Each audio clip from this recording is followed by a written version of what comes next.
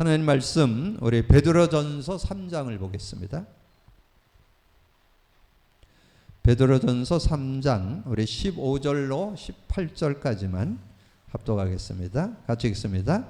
너희 마음에 그리스도를 주로 삼아 거룩하게 하고 너희 속에 있는 소망에 관한 이유를 묻는 자에게는 대답할 것을 항상 준비하되 온유와 두려움으로 하고 선한 양심을 가지라. 이는 그리스도 안에 있는 너희의 선행을 욕하는 자들로 그 비방하는 일에 부끄러움을 당하게 하려 함이라. 선을 행함으로 고난을 받는 것이 하나님의 뜻일진데 악을 행함으로 고난받는 것보다 나으니라. 그리스도께서 단번에 죄를 위하여 죽으사 의인으로서 불의한 자를 대신하셨으니 이는 우리를 하나님 앞으로 인도하려 하심이라. 육체로는 죽임을 당하시고 영으로는 살리심을 받으셨으니. 아멘. 우리가 이제 수요일 날 이제 말씀에 대한 내용을 지금 한 5주간에 걸쳐서 지금 말씀을 나눈 것 같아요. 그래서 말씀에 대해서 우리가 바르게 좀 알고 누려야 되는데 가장 중요한 게 오늘 말씀이죠. 말씀이 능력이 돼야 된다.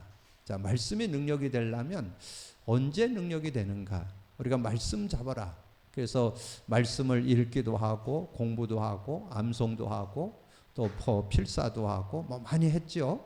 근데 저는 제 경험으로 제가 이 말씀을 능력으로 누리기 위해서 제가 읽기도 많이 하고 암송도 많이 했습니다. 근데 안 되더라고요. 근데 언제 됐느냐? 복음을 누리면서. 그럼 복음 누린다는 말이 뭐예요? 복음 누린다는 말이 그리스도의 의미와 성령의 의미를 누린다는 뜻입니다. 그래서 여러분 신앙의 가장 근본이 되어지는 그리스도의 의미, 성령의 의미, 그걸 제대로 알아야 올바른 신앙생활이 되는 거죠. 그러면 구약은 메시아의 의미, 그 메시아의 의미, 많은 이들이 메시아의 의미 그냥 대충 뭐 제사장, 선지자, 왕 뭐 이런 정도는 알고 있어요. 근데 그 의미가 삶에 실제 적용되어지려면 그 의미를, 그래서 그 메시아의 의미를 설명하기 위해서 피로 설명을 했는데 요즘에 저는 이 피에 대해서 확실하게 그 내용을 갖고 있잖아요. 출애굽기 12장 13절. 앞으로 저는 이제 그 피 언약 그러면 출애굽기 12장 13절로 이렇게 좀 언약을 잡으려고 그래요. 왜냐하면 거기에 분명하게 6월절 날 문설주에 피 바른 날 출애굽해 나왔다. 그 의미를 담고 있잖아요. 그래서 바로의 손에서 애굽에서 노예 자리에서 그래서 그 영적인 의미를 제대로 이렇게 깨닫고 그리고 메시아의 의미 선구 3개 드렸죠.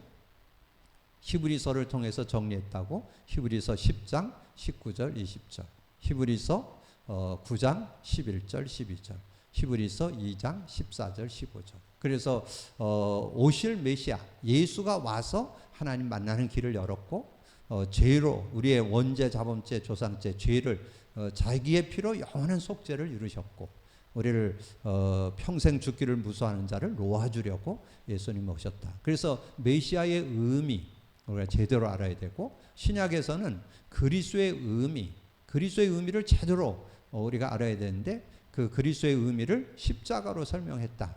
그래서 요한복음 19장 30절 드렸죠. 그래서 예수님이 다 이루었다 속에 그 하나님 만나는 길이 들어있고 죄와 주제 해방이 들어있고 사단을 이긴 권세가 들어있다. 그래서 우리가 그리스도의 의미 그래가지고 세 요절 드렸죠. 요한복음 14장 6절 로마서 8장 2절 요한일서 3장 8절 그래서 그 내용을 가지고 우리가 이제 그 신앙 고백 주는 그리스도시요 살아계신 하나님의 아들이십니다. 그렇게 고백을 하고 그리스도는 하나님 만나는 길이 되십니다.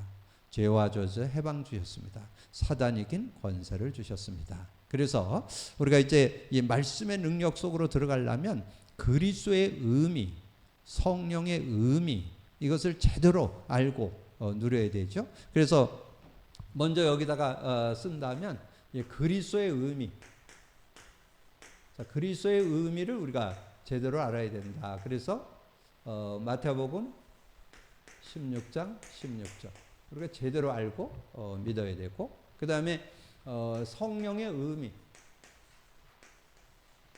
성령의 의미를 제대로 알고 누려야 된다. 요한복음 16장 8절 그가 와서 죄에 대하여, 의에 대하여, 심판에 대하여 세상을 책망하시리라. 저는 이 요절을 암송하면서 성령이 임할 때 우리에 대해서, 죄에 대해서 지적해주고, 의, 하나님과의 관계에 대해서 지적해주고, 심판, 사단에게 속는 부분을 지적해주고, 이렇게 해서 그걸 깨닫게 해주시니까 정말 성령이 와서 정말 죄 문제도 해결해주고, 이 하나님과의 관계도 회복시켜주고, 이 사단의 문제를 꺾어주시니까 그 믿음 갖고 이렇게 인도받을 때 전혀 모자르지 않는 그런 삶이 되어진다. 그래서 이제 우리가 오늘 말씀의 능력이잖아요. 여러분, 말씀의 능력이 어떻게 와요? 예, 복음 누림이 되어질 때 말씀이 능력이 되다. 자, 복음이 누려질 때 말씀이 능력이 되는 거예요. 말씀이. 복음이 누려질 때, 그럴 때, 복음이 누려질 때 말씀이 능력이 되다. 자, 그래서 우리가 이 구약에서는 이 말씀이 능력이 되려면 어떻게 해야 돼요? 그래서 구약의 주제 요절은 창세기 3장 15절. 여기에 메시아가 들어있죠? 메시아라는 의미가 창세기 3장 15절에 들어있어요. 그래서 그 창세기 3장 15절에 메시아 의미가 들어있는데, 그 메시아 의미를 가진 사람에게 주신 축복이 뭐예요?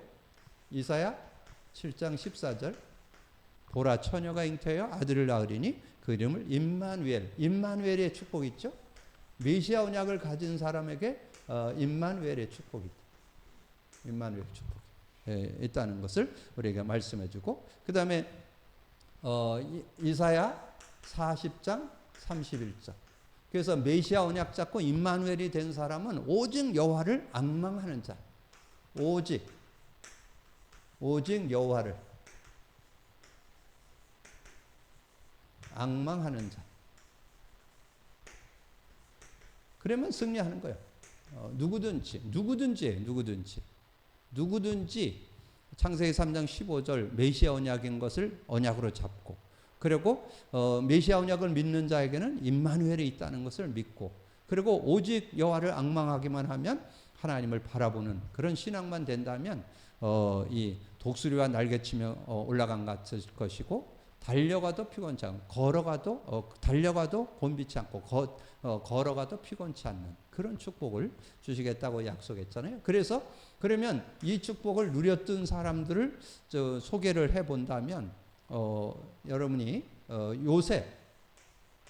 요셉을 소개한다면 아주 실제, 요셉 그러면 대부분 임마누엘 다 알죠? 근데 요셉이 누렸던, 그래서 창세기 39장 2절, 39장 2절에 여호와께서 요셉과 함께 하심으로 그가 형통한 자가 되어, 임마누엘 하면 형통한 자가 된다는 거예요. 형통한 자. 그래서 그 증거 나왔죠? 이 보디발 집에 있었는데, 이 보디발 집에 자신이 이게 요셉이 맡기만 하면 모든 게 다 형통해지는 거예요. 뭐 집도 형통해지고, 농사를 지면 농사도 형통해지고, 그러니까 요셉에게 맡기면 무조건 다 형통해지니까 그걸 누가? 보디발이 봤다. 보디발이 봤기 때문에 뭐 했어요? 재반 업무를 맡겼다. 가정 총무로 맡겼다. 재정을 맡겼다. 이거는 굉장한 저거죠. 그리고 39장 23절에 보면 감옥 갔죠? 감옥 갔는데도 감옥에서도 형통했어요. 감옥 갔는데 이 요셉이 감옥에 이런 업무나 이런 걸 배운 적이 없잖아요.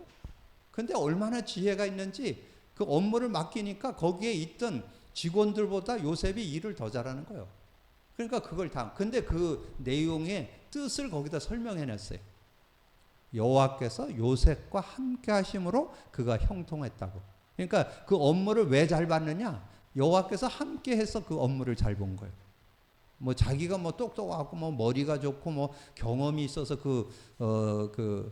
감옥의 업무 그거를 잘 본 게 아니고, 간수의 일을 잘 본 게 아니고 하나님이 함께 하시고 은혜 주셔서 그걸 잘 봤다는 거예요. 그래서 여러분이 정말 여기에 믿음이 있어야 돼요. 저는 여호와께서 함께하는 임마누엘 축복 누리면 모든 것에 승리할 수 있다고 저는 믿습니다. 여러분 그게 실제가 돼야 되는 거예요. 사실적인 믿음을 갖게 되는 거죠. 근데 여러분이 아시듯이 요셉이 어느 정도 응답받았어요. 바로왕이 꿈을 꿨잖아요. 바로왕이 꿈을 꿨는데 아무도 박사 술객들도 해석을 못해. 박사 술객들이라는 말은 그 애굽 나라의 최고의 지식인이라는 뜻이에요. 그러니까 그 나라에서 뛰어난 지식인을 왕 옆에 두어가지고 왕이 뭔가 일을 처리하는데 도움 주라고 그 옆에 있는 사람들이요, 박사 술객들이 그런 사람인데 이 바로왕이 꿈을 꿨는데 해석을 못하는 거예요. 근데 그걸 누가 해석했어요? 요셉이 감옥에 있다가 불려나가고 그 꿈을 해석을 하니까 얼마나 해석을 일사천리로 쫙 정리를 해서 얘기를 하니까 바로왕이 탐복을 했잖아요. 뭐라고 그래요? 이렇게 하나님의 신에 하나님의 영에 감동한 사람을 어디서 찾겠냐. 그래서 바로 총리로 등령됐잖아요. 그게 창세기 41장 38절. 요셉을 생각할 때 요 세 요절을 여러분 생각하셔야 돼요. 창세기 39장 2절, 39장 23절, 41장 38절에 그 내용이 임마누엘 했다는 내용이 구체적으로 나와요. 그러니까 어느 정도 임마누엘을 진짜 누리니까 어떻게 했어요? 형들이 자기를 죽이려고 해도 형들을 안 미워했다는 거. 나중에 형들이 요셉이 총리 됐을 때 쌀 사러 찾아왔잖아요. 창세기 45장 5절이죠. 그때 찾아왔는데 그 형들을 안 미워해. 왜냐하면 그거를 그 형들의 그 육신적인 그런 수준하고는 상대가 안 돼요. 그러니까 자신이 지금 뭐 총리 돼 있는데 뭐 지금 이 동네에 살고 있는 형들한테 무슨 시기질투 해봐야 뭐 하겠어요. 그러니까 성령과 함께 사는 것은 여러분이 꼭 기억하세요. 성령과 함께 사는 것은 무한대고 인간의 IQ는 200이요. 근데 여러분이 200하고 자꾸 싸우잖아. 지금 저 주변에 지금 200하고 자꾸 싸우잖아요. 여러분 무한대를 갖고 있는데 굉장히 그거는 여러분 가진 걸 몰라서 그래. 여러분은 뭘 갖고 있다? 무한대의 IQ를 갖고 있다니까. 성령님의 IQ를 지금 같이 동거하잖아요. 주님과 함께 살잖아요. 그런 믿음을 갖고. 그래서 자꾸 여러분이 주변 사람들하고 지금 갈등하는 거 여러분이 어떻게 보면 쪽팔리는 거예요. 무슨 신앙이 뭐 성령을 가지고 있는데 무슨 그 사람 IQ가 몇 개 안 되는 200도 안 되는 거에 거기에 갈등하고 뭐 거기에 시험 들고 뭐 그렇게 그건 여러분이 지금 성령을 못 누려서 그래요. 성령 누리면 그게 아주 우습게 보인다니까요. 그래서 그런 믿음을 갖고 누릴 수 있는 그런 모습. 그러면서 또 한 사람 소개하면 누구예요? 사무엘이죠. 자, 사무엘은 이 사무엘상 3장 1절에서 이 내용에 보면 사무엘상 3장 1절에서 21절, 그 다음에 여기에 19절이죠. 여기에. 근데 이제 여기에 왜 제가 3장을 다 썼느냐면 사무엘이 3장 3절에 보면 언약궤 옆에서 잤다고 그러잖아요. 그러니까 엘리 제사장은 집에서 자고 이 사무엘은 그 언약궤 옆에서 잤다. 근데 그 언약궤가 바로 메시아죠. 메시아 언약을 의미합니다. 메시아 언약. 그러니까 메시아 언약이 확실하고 그러니까 어떻게 됐어요? 엘리 제사장에게도 하나님이 나타나질 않는데 누구에게 나타났냐? 4절서부터 여러분 18절까지 보면 이 사무엘에게 하나님이 나타났다니까. 그러니까 처음엔 나타나니까 이게 뭔 일인가 해갖고 엘리 제사장한테 얘기를 했잖아요. 그러니까 이제 엘리 제사장도 처음엔 못 알았다가 하나님이 너에게 뭔가 말씀하려고 하는 것 같다. 그걸 잘 들어봐라. 그래갖고 이제 그걸 잘 들었더니 하나님께서 앞으로 어떻게 할 것이고 이 나라가 어떻게 될 거 이거 알려주잖아요. 그래서 나중에 나온 결론이 19절이죠. 사무엘이 자라매 여호와께서 사무엘과 함께 하심으로 그 말하는 것이 하나도 땅에 떨어지지 않았다. 기도하는 것마다 응답받는 거예요. 왜냐하면 하나님이 응답하시니까. 다른 응답을 보는 게 아니라 하나님의 응답을 보고 살아가니까 완전 승리할 수 있는 그런 모습. 하나 더 말씀을 드린다면 엘리사죠. 한 분 더 얘기한다면 엘리사. 자, 엘리사가 왕하 2장 8절에서 11절 내용에 보면 나오죠.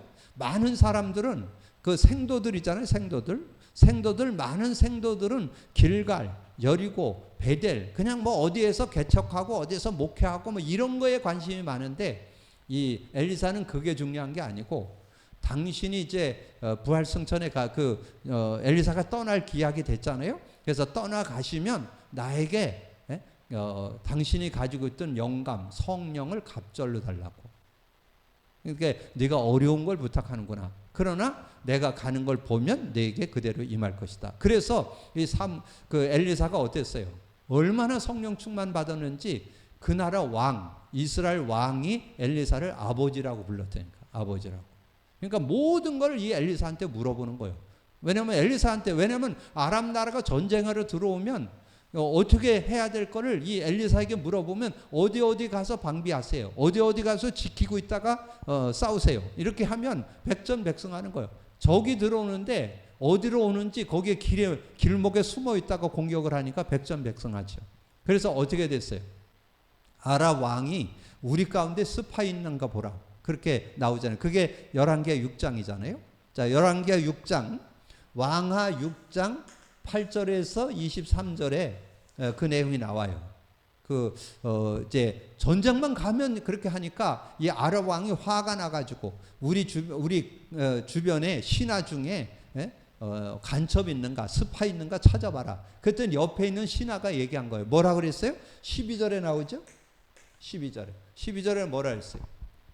그 엘리사라는 사람이 이스라엘에 있는데 그 사람은 앉아서 당신이 침실에서 생각하는 걸 안다. 그렇게 얘기했잖아요. 그러니까 이 아람 왕이 이길 수가 없어요. 자기가 계획해갖고 가는 거를 이 이스라엘에서 앉아서 다 알아. 그러니까 전쟁하러 들어오면 바로 거기에서 지키고 있다가 아람 나라를 공격을 하니까 백전백승하죠. 그런 응답. 그리고 나중에 그러면 그 엘리사를 잡아 죽이면 되지 않겠냐 그래서 엘리사를 잡아 죽이러 온 게 도단성이에요. 도단성에 와서 그 아람 나라 군대가 에워쌌잖아요. 근데 에워쌌는데 어떻게 했어요? 이 엘리사가 기도 한번 했더니 군인들이 다 소경이 돼 버렸어. 그 소경된 군인은 아무 힘이 없죠. 그 너희들 잘못 찾아왔어. 그래서 광야로 데려가잖아요. 그 광야로 데려가 갖고는 뭐라 그래요? 저들의 눈을 뜨게 하여 주옵소서. 거기서 눈을 떴어요. 그러니까 이건 완전히 고립됐잖아요. 광야에서 지금 눈을 떴는데 완전 그 이스라엘 왕까지 와 있는데 그래서 그 이스라엘 왕이 그러잖아요. 저들을 죽일까요? 그러니까 우리가 전쟁에서 포로를 잡았어도 살려보냈는데 하나님이 하신 일을 우리가 그냥 돌려보내자고. 근데 그래고는 전쟁 끝났죠. 그래서 여러분이 지금 이제 우리가 구약에는 요즘에 계속 메시지 한 거잖아요. 창세기 3장 15절, 이사야 7장 14절, 이사야 41장 31절. 이것이 구약의 인물들이 언약으로 잡았던 정말 메시아 언약을 제대로 잡은 사람들에게 임마누엘이 되고 임마누엘이 된 사람은 오직 여호와를 앙망하기만 하면 새 힘을 얻게 되는 그 하나님이 주는 힘을 얻으니까 누구도 감당 못하는 그런 응답과 축복을 받게 된다 하는 것을 설명해 드릴 수 있고, 그 다음에 신약에 와서는 마태복음 16장 16절이잖아요. 자, 마태복음 16절이 그리스도. 자, 그리스도 언약 가진 사람에게는 성령이 함께 한다라고 예수님이 말씀했죠. 요한복음 14장 16절에서 17절인데 조금 넓게 보면 27절까지 보면 더 구체적으로 설명은 되지만 이제 하나님이 함께 하는 차원에서 16, 17절. 근데 이건 직접 예수님이 말씀했어요. 내가 아버지께 구하겠으니 보혜사 성령을 줘서 너희와 영원히 함께 할 것이고 그는 진리의 영이라. 진리의 영이라는 거예요. 세상은 능히 그를 받지 못하고 알지 못하는 넌 안다. 너희와 함께 거하시는 건 너희 속에 계신다. 그렇게 말씀을. 그래서 이 성령이 있는 사람은 뭐만 하면 돼요? 이게 성령의 임재죠. 성령의 임재. 영원히 함께 하는 거죠. 그래서 사도행전 1장 8절. 오직. 여기도 오직이죠. 오직. 다른 길이 없어요. 오직. 온리. 한 길밖에 없어요. 오직 성령이 너희에게 임하시면, 성령이 너희에게 임하시면 끝나. 성령이 너희에게 임하시면 끝나는 거예요. 어떤 문제든지 성령이 임하시면, 내게도 성령이 임하시고 현장에도 성령이 임하시고 모든 일에 사건에 성령이 임하시면 끝나요. 왜냐하면 성령의 역사할 때 권능이 나타나죠. 권세와 능력. 권세, 흑암이 꺾이고 이 성령이 능력으로 역사하니까 뭐 어떤 것도 이길 수 있고 해결할 수 있잖아요. 그런 응답을 받게 된다는 걸 말씀해 주죠. 그럼 신약에 와서 이 성령의 능력을 제대로 누린 사람이 누린 분들이 초대교회 성도들. 자, 초대교회 성도들이 정말 성령의 능력을 받으니까 사도행전 2장 1절에서 4절. 이 성령의 능력 받으니까 전혀 그들이 각각 성령이 충만하여 다 성령으로 그 4절에 보면 그들이 다 성령이 충만하여 다른 언어들로 말하기를 시작했다. 거기 모인 15개 사람들에게 다 그냥 하나님의 말씀을 전할 수 있는 그런 은혜를 얻게 됐잖아요. 그런 응답을 받게 된다는 것을 말씀해 주죠. 그러면서 이들에게 16, 17절에 요엘 선지자가 했던 말씀이 성취되죠. 그래서 요엘 선지자가 예언했던 것처럼 자녀가 예언하고 젊은이가 환상을 보고 늙은이가 꿈을 꾸는 그런 모습. 그러니까 여러분이 성령 충만하면 어떻게 되냐? 자녀가 예언도 하고 젊은이가 환상도 보고 늙은이가 꿈을 꾸는 그건 다 같은 의미예요. 자녀가 예언하고 환상을 보고 꿈을 꾼다. 그 말이 전혀 거기에 뭐 나이가 어려도 상관없고 나이가 많아도 상관없고 성령의 능력 갖고 살면 모자라지 않는다. 미래를 보고 장래를 보고 살아갈 수 있는 사람이 된다. 그런 얘기죠. 그래서 말세의 남녀 종들에게 하나님의 영을 물붓듯 부어준다. 예언되었었는데 그 예언이 성취됐다는 거. 여러분 그런 믿음을 갖고 인도받는다면 전혀 모자라지 않는 그런 삶이 되죠. 자, 베드로가 사도행전 3장 1절에서 10절에 6절에 보면 내게 은가금은 내게 없다. 나사렛 예수 그리스도 이름으로 일어나 걸으라. 이렇게 당당하게 얘기할 수 있었던 거. 베드로가 계집아이 앞에서도 예수님을 부인했던 사람이잖아요. 근데 지금 완전 그 유대의 종교 지도자들, 서기관들, 바리새인들 다 알고 있는 그 안진뱅이, 성전 미문에 앉아있는 그 안진뱅이에게 당당하게 얘기할 수 있었던 거. 성령 충만하니까. 그래서 은가금은 내게 없다. 나사렛 예수 그리스도 이름으로 일어나 걸어라. 이렇게 당당하게 얘기할 수 있는 그런 모습. 그리고 4장 1절에서 12절. 특별히 여기 9절에 나오죠. 여기는 6절. 자, 9절에 뭐예요? 지금 종교법정에 섰는데 그 종교법정에 서는 거 전혀 거부한다. 뭐라고 그러겠냐?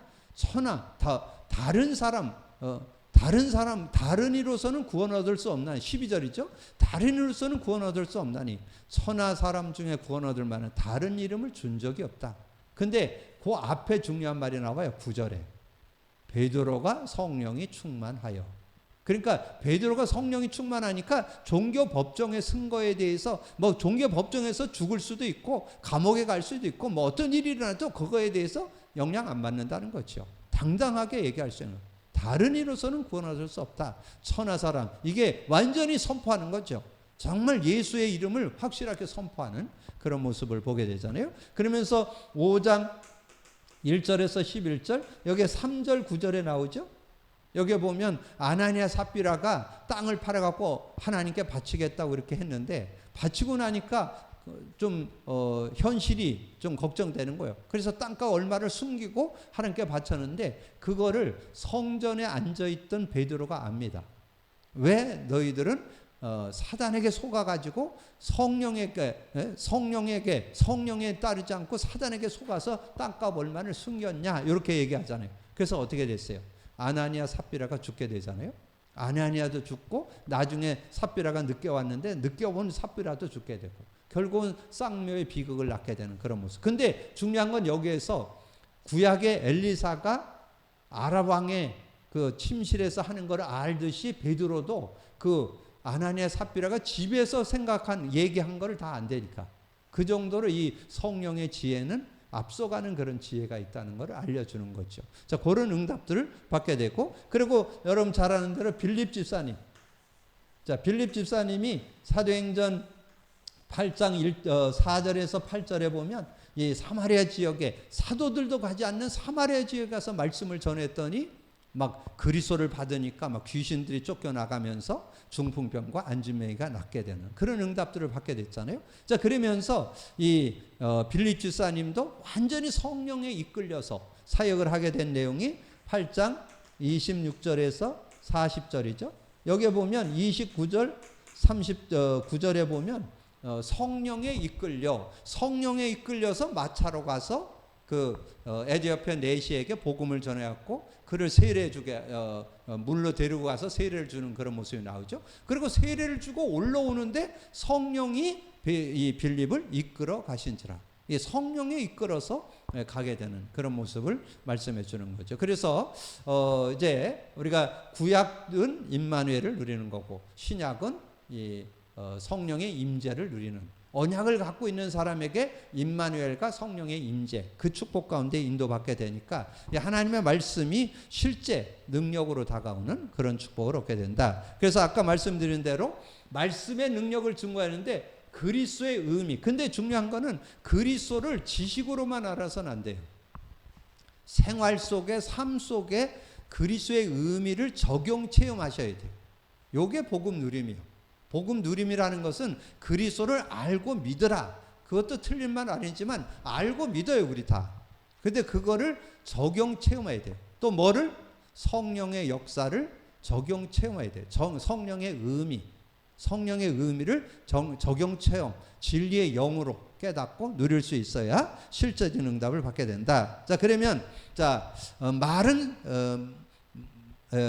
말은 사람의 인격을 대신한다. 부모의 말씀은 그분의 인격, 말 속에 인격, 감정, 성품, 의지가 들어있다. 고로 하나님의 말씀은 곧 하나님이시다.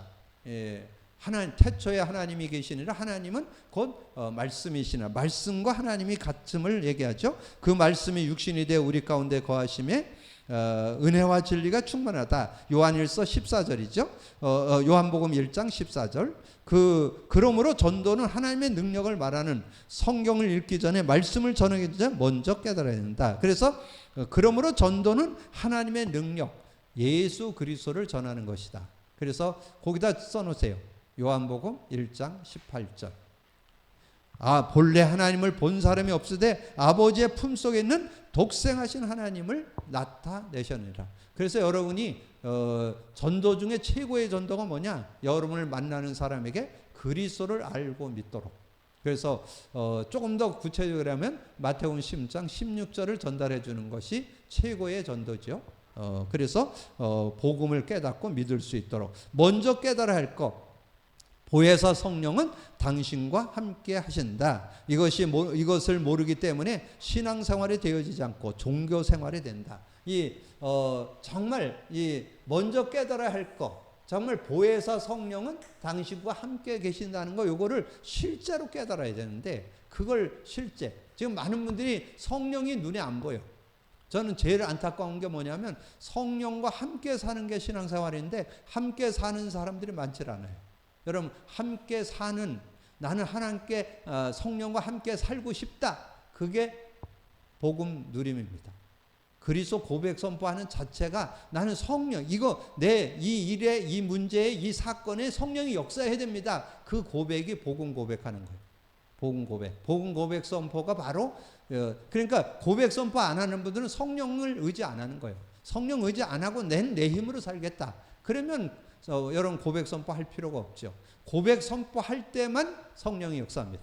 여러분 꼭 기억하셔서 그런 응답을. 그래서 요한복음 14장 16, 17절 보혜사 성령으로서 영원히 함께 우리 속에 계시는데 우리는 그분의 인도만 받는 14장 26절 뭐예요? 보혜사, 곧 아버지께 보낼 성령, 그가 와서 모든 거 가르쳐주고 내가 네게 말한 모든 거 생각나게 하리라. 요한일서 2장 20절. 여기 20절 아주 그것만 외워두세요. 거룩한 자에서 기름 부음을 받은 자는 모든 것을 아느니라. 모든 걸 다 알아. 여러분 정말 성령의 도움. 그래서 여러분 어떤 뭔가 질문이 되고 뭔가 이해가 잘 안 될 때 성령님 이것은 어떤 의미입니까? 이렇게 한번 기도해 보세요. 그러면 분별이 됩니다. 기름 부음을 받은 자, 구원받은 자, 하나님 자녀는 모든 것을 아느니라. 성령 안에서. 고린도전서 12장 3절 뭐예요? 성령이 아니고는 예수를 주라 시인할 수 없다. 그래서 여러분이 현장에서 복음을 전할 때 그 사람이 예수님을 믿고 안 믿는 거는 여러분의 힘과 능력으로 하는 게 아니에요. 하나님의 은혜로. 여러분은 확실하게 복음만 전해주면 돼요.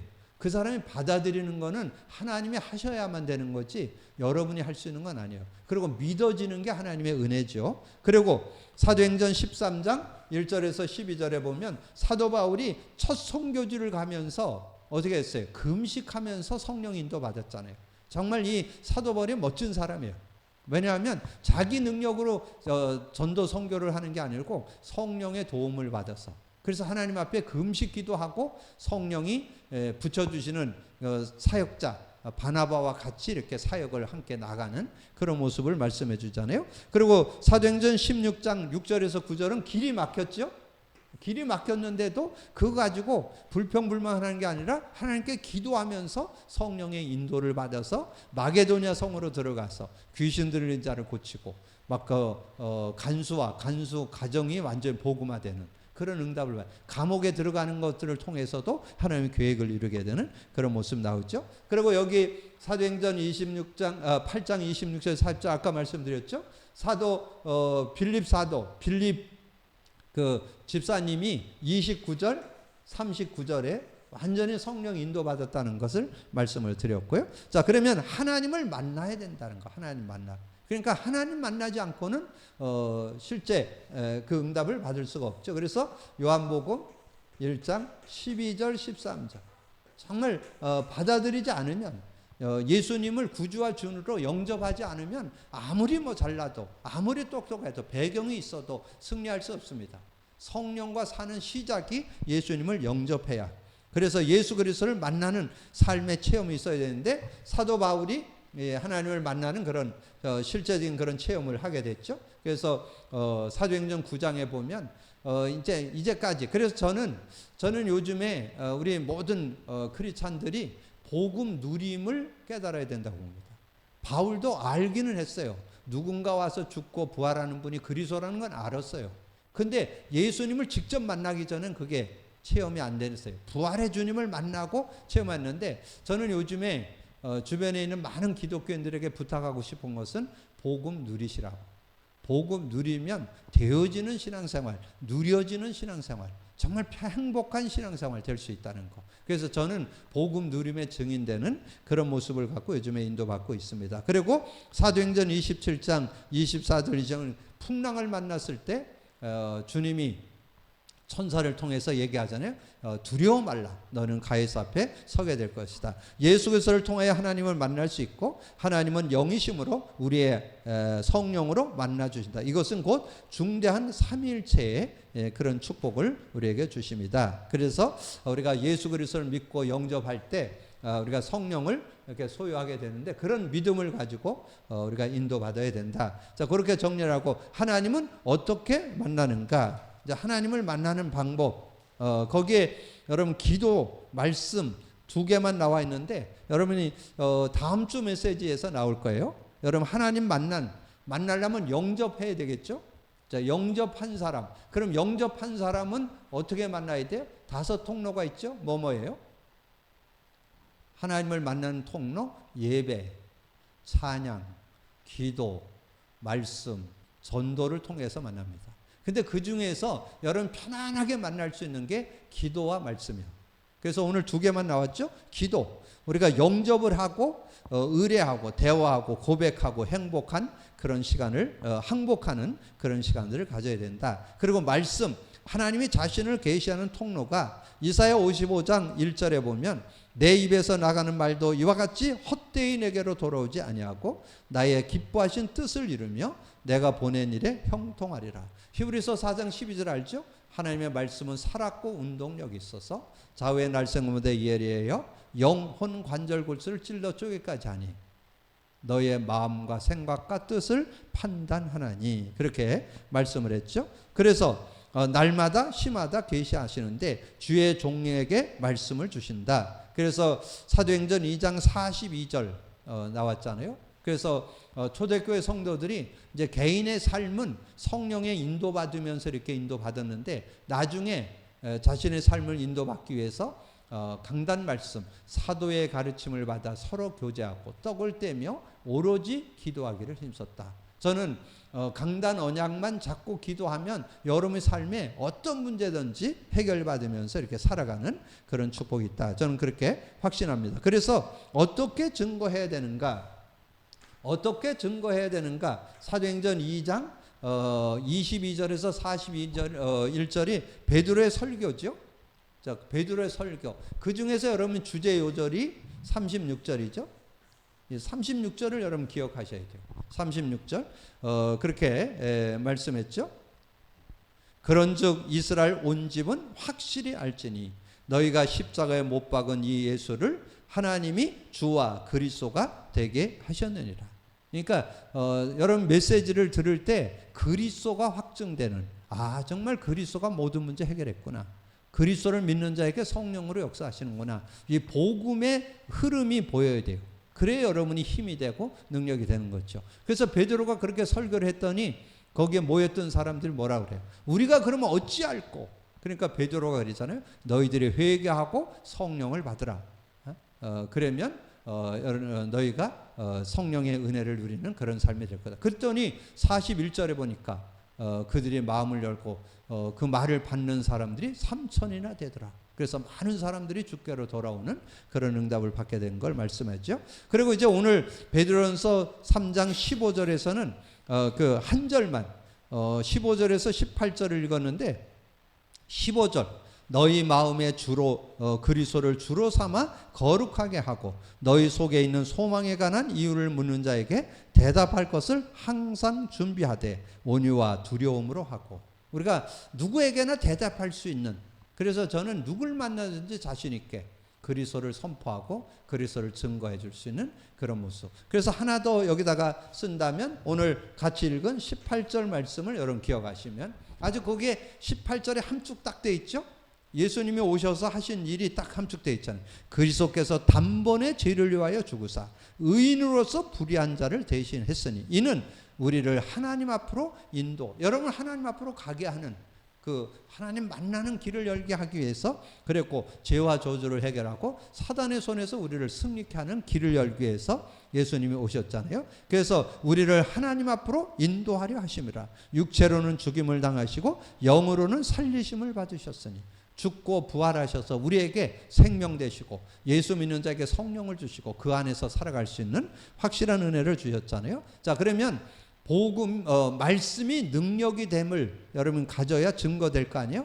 복음이 능력이 되려면 복음 누림이 말씀이 능력이 되는 그런 비밀을 알고, 구약 성도들은 창세기 3장 15절, 이사야 7장 14절, 이사야 4장 31절 잡고 승리했다. 신약의 성도들은 마태복음 10장 16절, 요한복음 14장 16, 17절, 사도행전 1장 8절 갖고 승리했다. 그래서 거기에 나오는 요셉, 사무엘, 엘리사가 응답받았던 것처럼 신약에 와서 초대교회 베드로, 빌립 집사님이 응답받았던 것처럼 우리도 정말 언약 안에 있다면 응답받는 그리고 참된 증거를 받고 정말 말씀이 능력임을 간증하고 증거하는 여러분이 되기를 주님의 이름으로 축복합니다. 주님 감사합니다. 오늘도 귀한 날 주시고 귀한 말씀 또 나눌 수 있도록 은혜 주신 거 감사합니다. 우리가 복음 누림 속에서 복음이 능력이 되고 말씀이 능력이 되는 걸 찾아냈는데 오늘 말씀의 능력을 증거하다. 아버지 하나님 언약의 말씀을 통해서 정말 우리가 복음 누림 속에 있으니까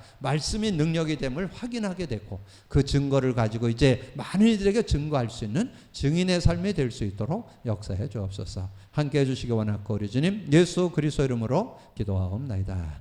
아멘.